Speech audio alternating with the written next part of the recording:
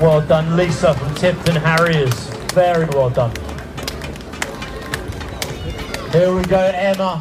Looks like she's fallen down. She picked herself back up and she smashed it. That's the sound of the finishing line at Bedford Festival of Running.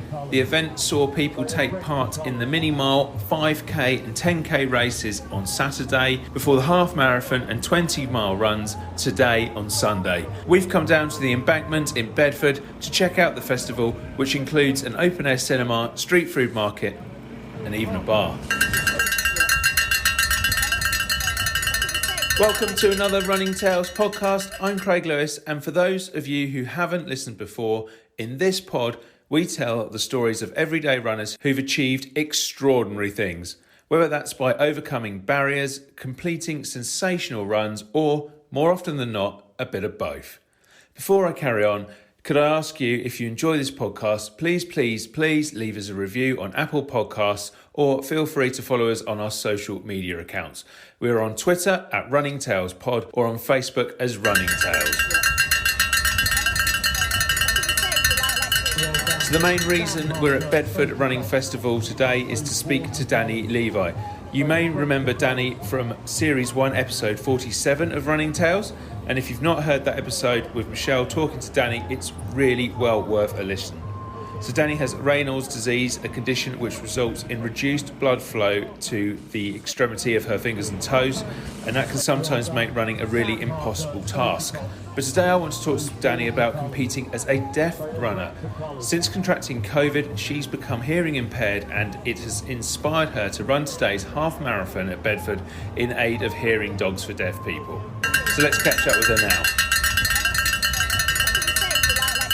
So, Bedford half finished. How did you find it? Oh, really good, but really hard. Much harder than I was expecting. This was your second half marathon you've done? Yep, second half marathon.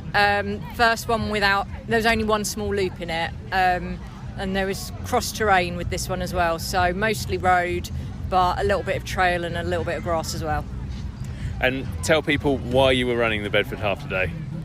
I was running it, raising money for hearing dogs for deaf people, and because I'm some kind of crazy who seemed to think half marathons was a good idea. But there's a bit more of a story behind that, isn't there? The reason you're doing it, because I think you during COVID you caught COVID and that's affected your hearing. Yeah, that's correct. Right at the beginning of COVID, so before we actually locked down for the pandemic, I caught COVID, and the side effect was I've lost part of my hearing. And I now wear hearing aids, not when I'm running, but I wear hearing aids most of the time.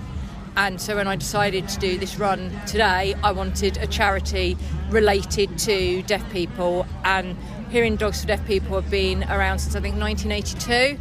So the dogs work like guide dogs, but for hearing impaired, and so they help not only with the daily tasks but also with the loneliness that comes from being deaf.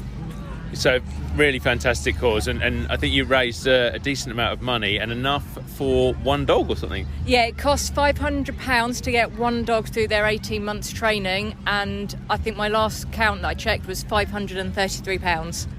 Fantastic. And if people still want to sponsor you, obviously I'm guessing your Just Giving page or what was still open. Do you know off the top of your head, big question is, what it is for people?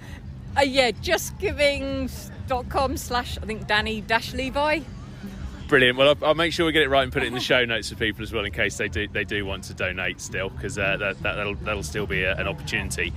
How has it been being a deaf runner? How's that changed your running for you? I'm not sure if it's changed my running, but when I go out on races, I've always got a Deaf Runner t-shirt on, and I have noticed that people actually do try and sign to me or make sure that they come right up next to me and talk to me when they're on the runs, so no one gets too close.